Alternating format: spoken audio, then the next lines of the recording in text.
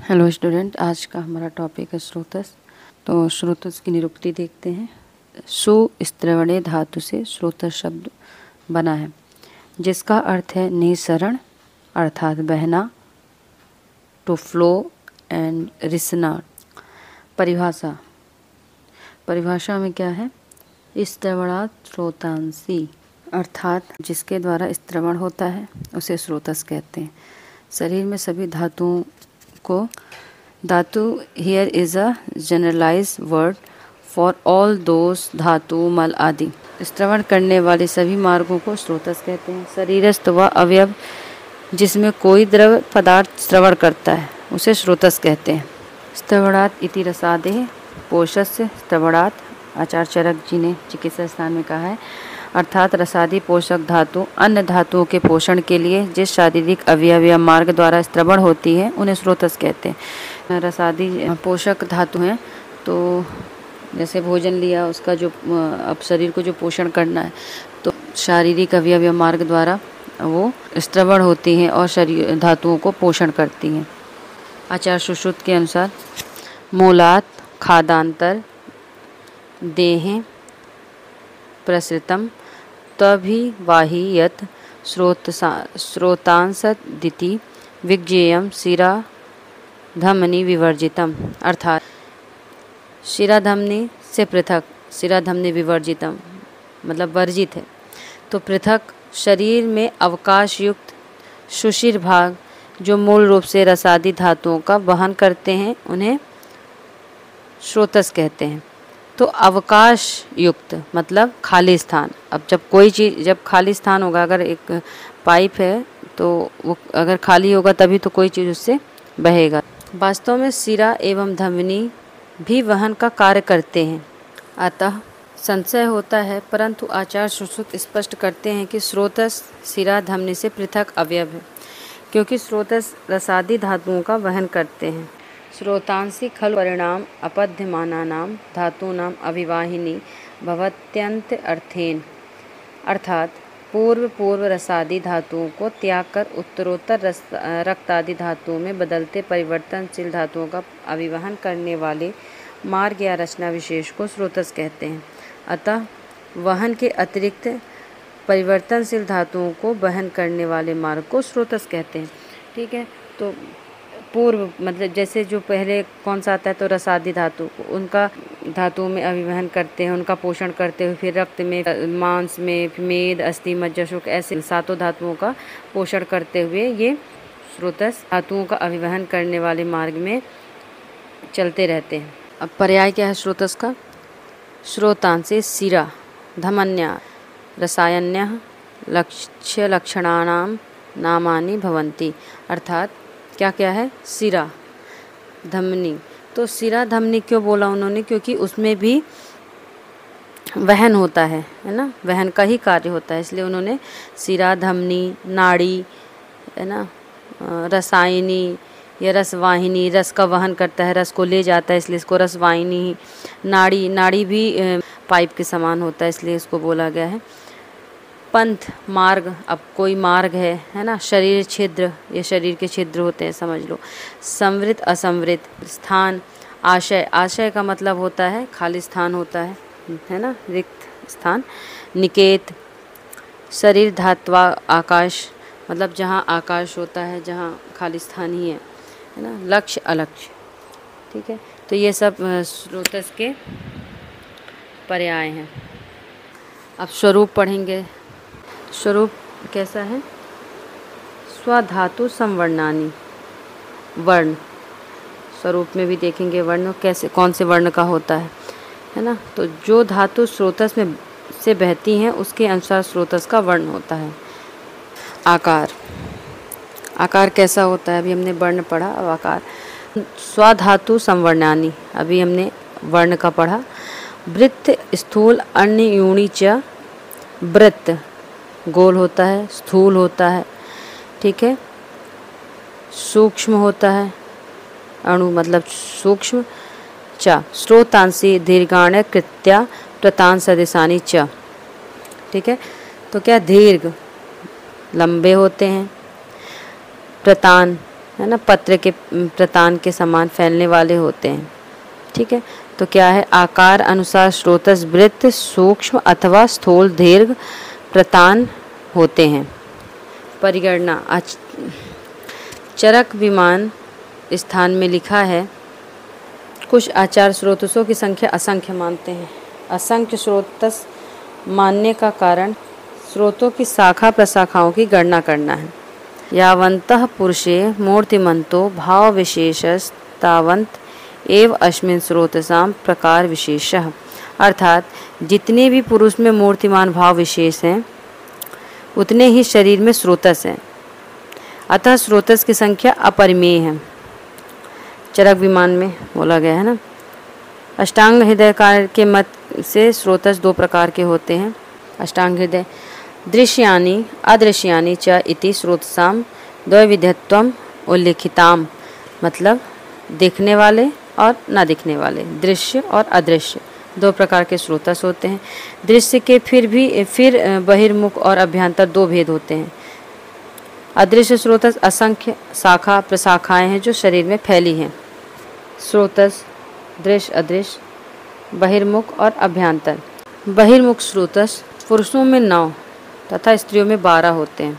श्रवण, वदन, नयन, घ्राण, गुद, मृणानी, नवब्राह स्रोतांसी, स्त्रीणाम पराणी च त्रीणि स्तन्यो अधस्ताद रक्त वहम च। तो पुरुष में कितने होते हैं? 9 होते हैं बहिर्मुख स्रोतस, और स्त्रियों में 12 होते हैं। तो पुरुषों में कौन कौन से होते हैं? श्रवण 2 होते हैं, बदन 1 होता है, नयन 2 होता है, घ्राण 2 होता है, गुद 1 होता है, मृड 1 होता है। श्रवण कान 2 होते हैं ना, बोलने के लिए मुंह 1 होता है, नयन 2 होते हैं, नयन मतलब आँखें, घ्राण मतलब नाक, गुद 1 और मृड 1, एनस पार्ट होता है ये। कुल 9 वास स्रोतस हैं। स्त्रियों में इसके अतिरिक्त 3 वास स्रोतस होते हैं, 2 स्तन्यवा होता है एवं 1 गर्भाशय है, अतः स्त्रियों में कुल 12 स्रोतस होते हैं। इन्हीं बहिर्स्रोतसों को शारंगधर आचार्य ने रंध्र का मतलब भी छिद्र होता है, और सुश्रुत आचार्य ने द्वार कहा है।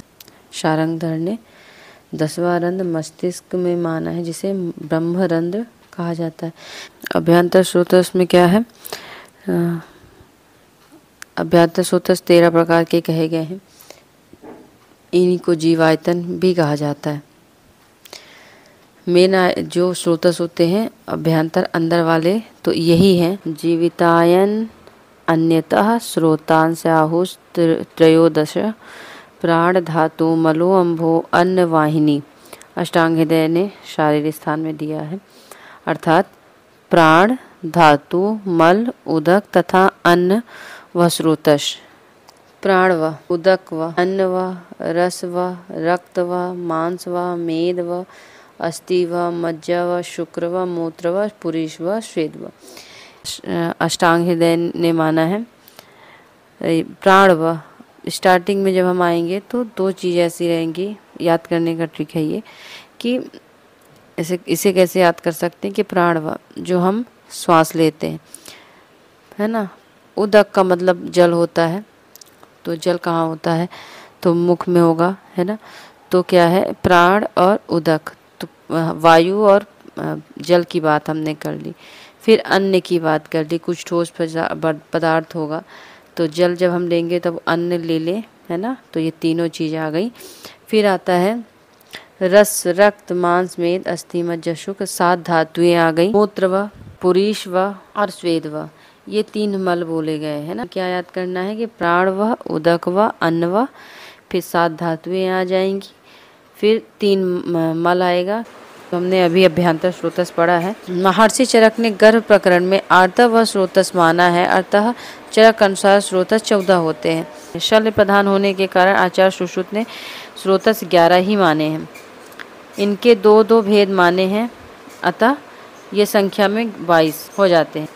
सुश्रुत ने अस्थि, मज्जा एवं स्वेद व स्रोतस नहीं माने हैं। अष्टांग हृदय ने बताया कि 13 होते हैं, और आचार्य चरक जी ने एक्स्ट्रा क्या माना?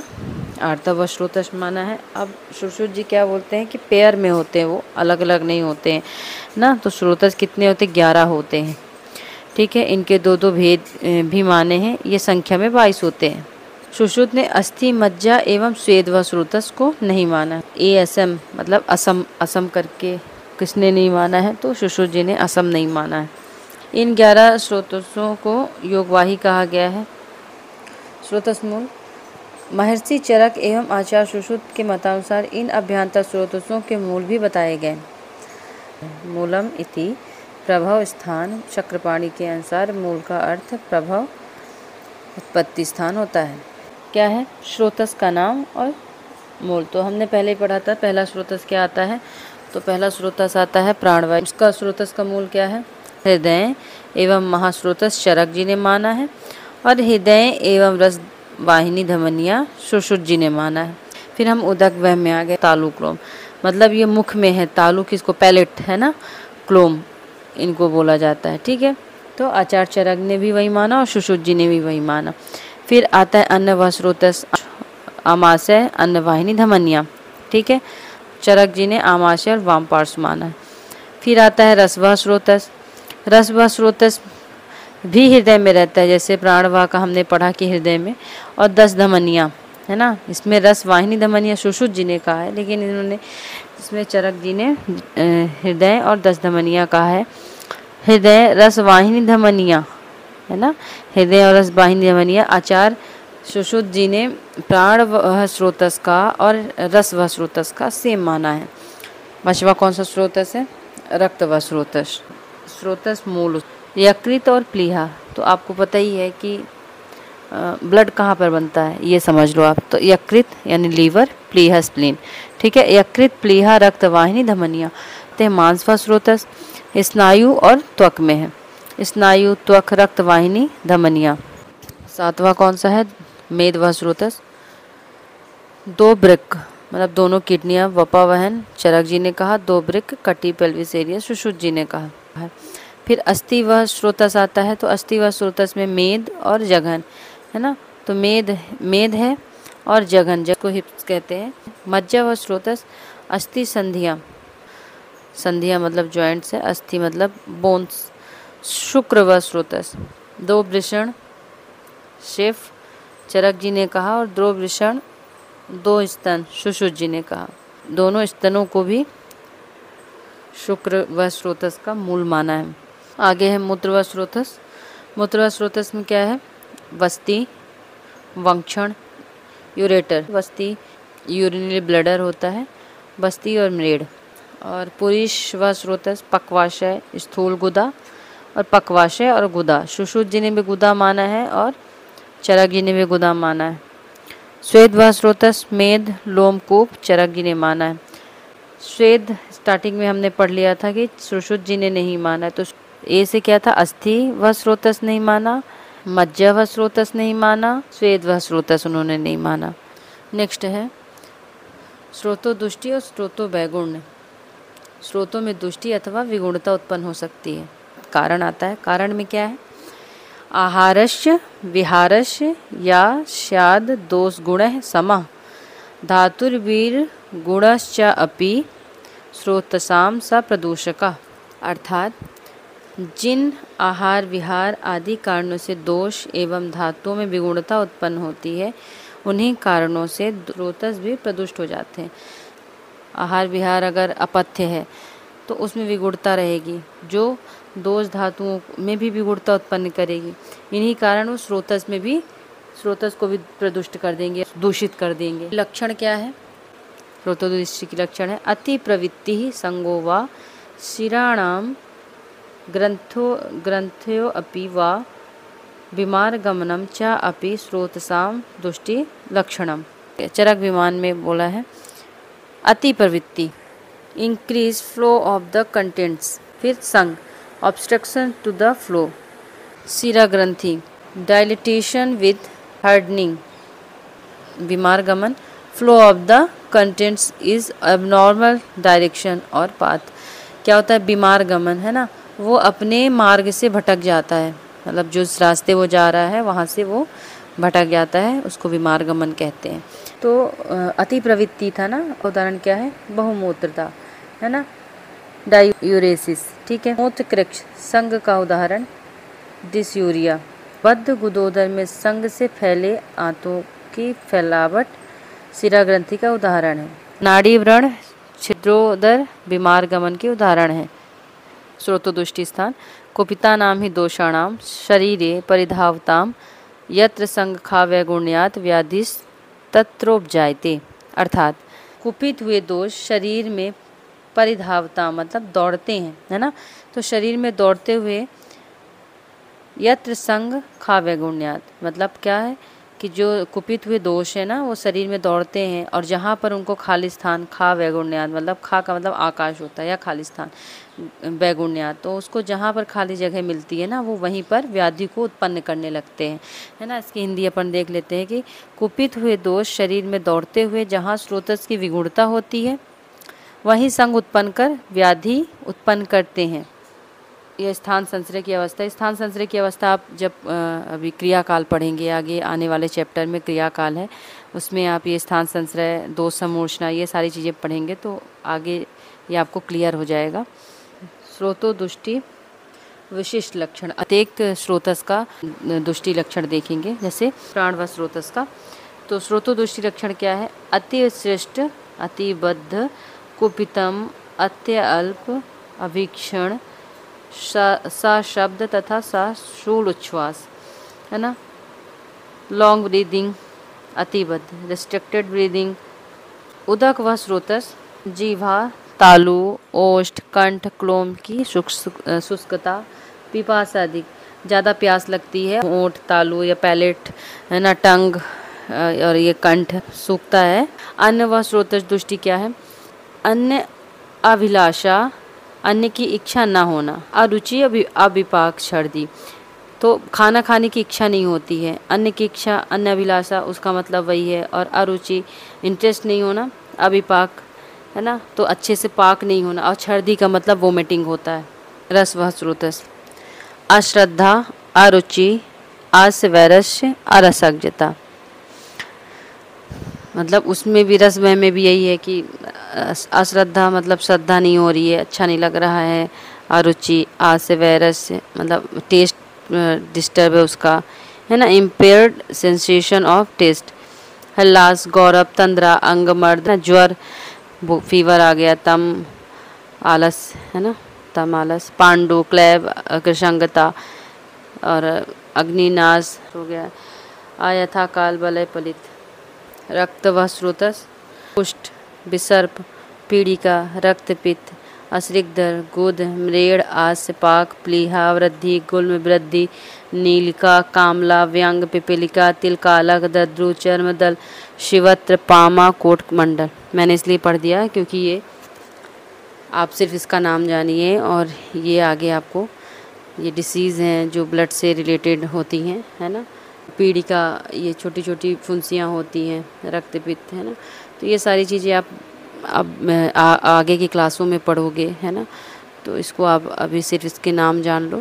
मांस व स्रोतस, तो क्या हो जाएगा? अधिमांस, अर्बुद, कील, गल, शालुक, शुंडिका, पूती, मांस, अलजी, गंड, गंडमाला, उपजीविका। मांस व स्रोतस में अगर दुष्टि हो गई तो मांस ज़्यादा बढ़ जाएगा, तो अधिमांस, अर्बुद, कील, है ना, गल, शालुक, तो ये भी सब डिसीज़ के नाम हैं। मेद व स्रोतस क्या है? प्रमेय के पूर्व रूप एवं रूपवत लक्षण अष्टनिंदित है। अस्थि व स्रोतस, अध्यस्थि, अधिदंत, दंत भेद, अस्थि भेद, शूल, विवर्णता, केश, लोम, नख, श्मश्रु, ये सब अस्थि व स्रोतस की दृष्टि के लक्षण हैं। मज्जा व स्रोतस पढ़ते हैं। पर्वों में वेदना, हाथों के पर्वों में वेदना मतलब पाम्स में। भ्रम, मूर्छा, तमोदर्शन, स्थूल मूल पर्व, है ना, deep seated bones in joint. आ गया था शुक्र व श्रोतो दृष्टि के लक्षण, तो क्या है? क्लैब, अहर्ष, अल्पायु, विरोध, कंजेनाइटल डिफॉर्मिटी, संतान, गर्भपतन, एबॉर्शन, क्लेब, संतति। मतलब अगर शुक्र व श्रोतस की दृष्टि हो जाएगी तो उसमें ये सारी चीज़ें देखने को मिलेंगी, है ना। एबॉर्शन में क्लेब, संतति या कंजेनाइटल डिफॉर्मिटी, ये सारी चीज़ें उसमें देखने को मिलेगी। मूत्र व स्रोतस, तो क्षीण मूत्रता, अभी हमने पढ़ा था क्या कि डिस्यूरिया, है ना। अवीक्षणीय मूत्रता या बार बार, तो पुरुष व स्रोतस में क्षीण पुरुष, अति पुरुष, जली, अतिमात्रता, शब्द शोल युक्त पुरुष। स्वेद व स्रोतस, स्वेद व स्रोतस में अगर ज़्यादा स्वेटिंग हो जाती है तो रूक्ष त्वचा हो जाती है, खटी फटी त्वचा हो जाती है। और अति लक्षणता, दग्ध त्वचा, स्वेद व दुष्टि के लक्षण में ये सारी चीज़ें दिखेंगी।